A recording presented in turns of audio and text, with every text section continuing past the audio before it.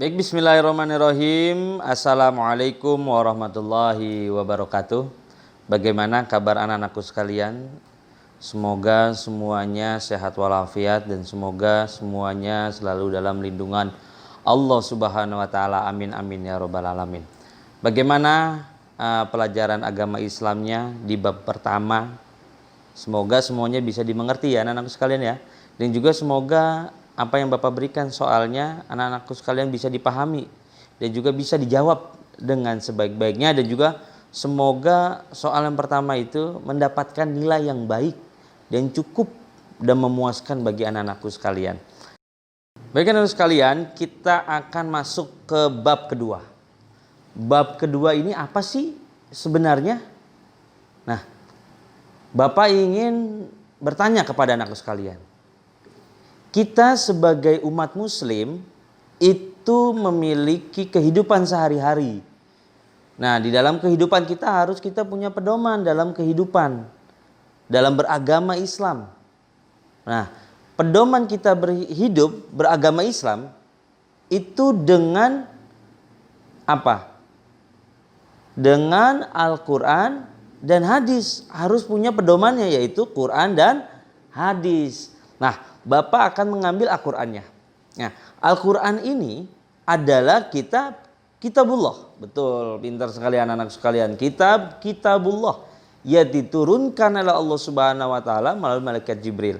Apakah Allah hanya menciptakan satu kitab saja?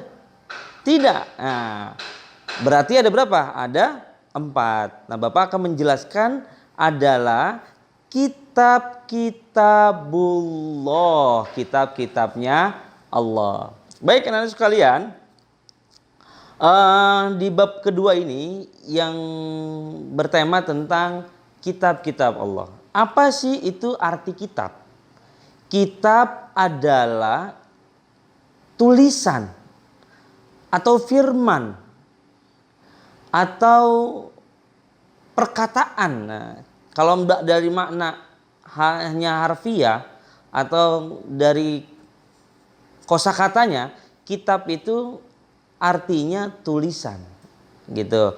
Nah, kalau secara penjelasan bahwa kitab adalah firman Allah yang Allah berikan kepada Rasul-Rasul Allah Subhanahu wa taala. Untuk apa? Untuk umat manusia. Untuk pedoman umat manusia di muka bumi ini. Baik anak-anak sekalian, ada berapa kitab yang Allah ciptakan di muka bumi ini? Ada, pinter, ada 4, hebat. Ada 4, kita kaji bersama-sama. Yang pertama, kitab Taurat. Kitab Taurat ini kitab yang diturunkan kepada Nabi siapa? Ayo, Nabi Musa alaihi salam. Pintar. Kitab Taurat diturunkan kepada Nabi Musa alaihi salam. Kurang lebih pada abad 12 sebelum Masehi. Itu di daerah Israel di Mesir. Kitab Taurat digunakan dengan bahasa Ibrani. Nah, ini kitab Taurat ini untuk manusia atau kaum Bani Israel. Bani atau kaum Israel atau di negara Israel. Baik anak sekalian, itu kitab yang pertama. Yang kedua adalah kitab Zabur. Kitab Zabur ini diturunkan oleh Allah Subhanahu wa taala melalui malaikat Jibril kepada Nabi Daud alaihissalam. Pintar. Ketika itu beliau menduduki tahta sebagai raja Bani Israel pada abad 10 sebelum Masehi di tanah Kanaan. Anak-anakku sekalian, ini kitab Zabur. Yang kedua. Dan yang ketiga, anak-anakku sekalian, kita harus kenal. Nah, ini adalah kitab Injil. Ini pun firman Allah sebenarnya. Firman Allah yang Allah turunkan kepada malaikat Jibril ditujukan kepada Nabi Isa alaihi salam. Ini kitab yang ketiga. Injil pun kitabullah. Injil pun kitabnya Allah. Allah menurunkan firman-Nya kepada Nabi Isa alaihissalam. Jadi Jangan dianggap kitab Injil ini bukan kitabullah. Ini tetap kitab Allah Subhanahu wa ta'ala. Tapi memang ada sebagian mengartikan bahwa kitab Injil ada dua. Ada perjanjian baru, ada perjanjian lama. Kalau dahulu itu ketika Nabi Isa alaihissalam, itu kitab ini turunnya sekitar 1 Masehi, daerah Yerusalem. Dalam bahasa Yunani, Injil berarti kabar selamat, perjalanan yang baru atau kabar gembira. Ini artinya Injil. Nah, ini kitab Injil ini dipercayai oleh kaum Kristen gitu. Baik Katolik maupun Protestan. Baik, ini kitab yang ketiga anak-anakku sekalian. Baik anak-anakku sekalian, dan ini kitab terakhir. Apa sih itu kitab terakhir? Kitab yang menyempurnakan 3 kitab yang lain. Kitab yang menyempurnakan kitab Zabur, kitab Taurat, kitab Injil. Apa? Yaitu kitab suci Al-Quranul Karim.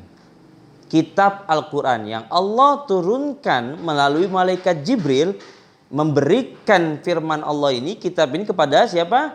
Nabi Muhammad sallallahu alaihi wasallam, yaitu nabi terakhir. Nah, ini adalah Al-Quran. Dari dulu sampai sekarang Al-Quran ini tidak ada yang berubah.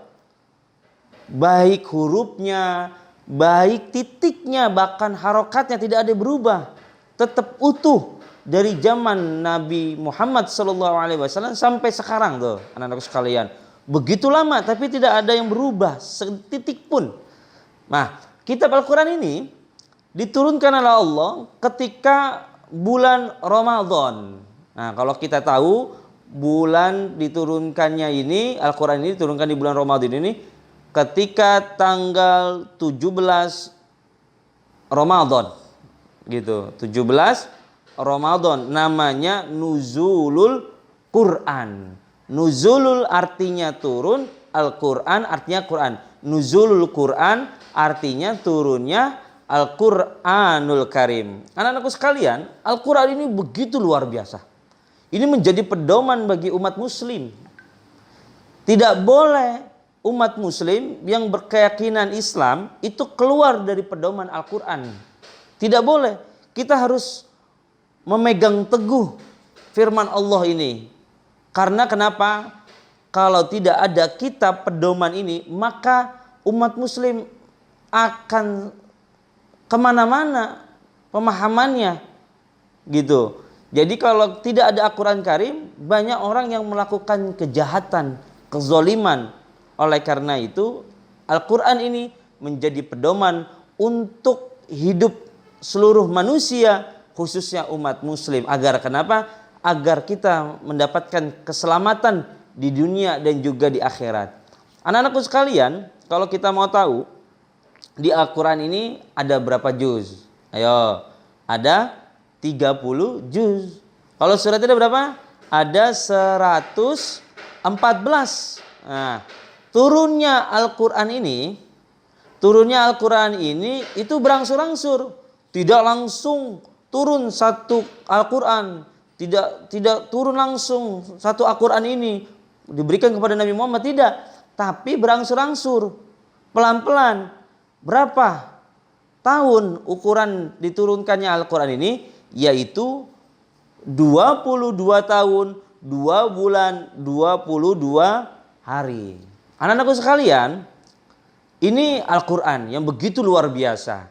Jadi tidak ada yang bisa menyaingi Al-Quran. Dan tidak ada bisa yang membuat seperti Al-Quran. Ketika zaman Rasulullah SAW, dulu ada sahabat yang ingin meniru seperti Al-Quran gitu, berbicara kepada Nabi Muhammad bahwa Al-Quran ini sebenarnya tidak ada, bahwa Al-Quran ini adalah buatannya Nabi Muhammad SAW. Dia ingin membuktikan bahwa dia bisa membuat seperti kayak Al-Quran gitu. Pada akhirnya dia bilang seperti kayak surat Al-Fil. Pada akhirnya sebenarnya nggak bisa. Contohnya apa? Al-Fil, uzunuhu tawil, terus angfuhu tawil uzunuhu kabira itu sebenarnya tidak bisa. Jadi tidak ada bisa yang menyaingi kitab suci Al-Qur'anul Karim. Baik, anak-anakku sekalian, itu penjelasan tentang kitab-kitabnya Allah Subhanahu wa ta'ala yang kita harus yakini. Kita bukan hanya meyakini satu kitab saja, kita harus yakin dengan 4 kitab ini bahwa 4 kitab ini adalah firman-Nya Allah Subhanahu wa ta'ala. Ketika ada yang mengatakan ada perjanjian lama dan perjanjian baru, itu hanya orang-orang yang saja yang merubahnya. Tapi kitab yang masih utuh sampai saat ini adalah yaitu Qur'anul Karim. Kitab Al-Quran yang kita selalu bacakan, kita selalu pedoman. Mudah-mudahan anak-anakku sekalian, sebelum diakhiri Bapak ada soal nih ya. Anak-anak sekalian silakan dibaca soalnya.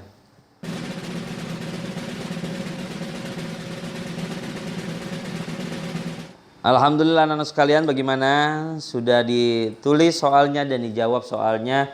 Semoga anak-anakku sekalian bisa memahami hasil soalnya dan juga bisa menjawab dengan sebaik-baiknya soal yang Bapak berikan. Baik anak-anak sekalian, nanti soalnya ini dan catatannya ini anak-anakku sekalian dimasukkan ke form yang link Bapak berikan ya di sini ya. Baik, anak-anak sekalian, alhamdulillah kita sudah di akhir di bab kedua ini, di ujung acara di bab kedua ini. Semoga apa yang Bapak sampaikan bisa dipahami oleh anak-anakku sekalian dan bisa dimengerti dan juga bisa diaplikasikan, bisa diamalkan dalam kehidupan sehari-hari. Jangan lupa teruslah belajar Al-Quran agar kita selalu diselamatkan di dunia dan di akhirat. Dan jangan sampai kita dalam satu rumah tidak ada Quran. Harus punya Quran. Dan jangan hanya punya saja, harus dibaca. Ketika kita sudah sering membacanya, kalau kita bisa menghafalnya itu lebih bagus. Kalau setelah itu kita bisa amalkan dalam kehidupan sehari-hari. Semoga Al-Qur'anul Karim bisa memberikan rahmat dan juga bisa memberikan rasa kasih sayang kepada kita semuanya, kepada keluarga-keluarga kita, kepada teman-teman kita. Dan semoga kita semuanya dipertemukan oleh Allah Subhanahu wa taala di yaumil akhir bersama kitab Al-Qur'anul Karim. Amin amin ya rabbal alamin. Anak-anakku sekalian, terima kasih. Semoga anak-anakku sekalian semuanya sehat walafiat. Mohon maaf dari Bapak jika ada penjelasan yang kurang jelas, karena semuanya itu kebenaran hanya milik Allah Subhanahu wa taala. Terima kasih, mohon maaf. Wallahul muwaffiq ila aqwamit thoriq. Wassalamualaikum warahmatullahi wabarakatuh.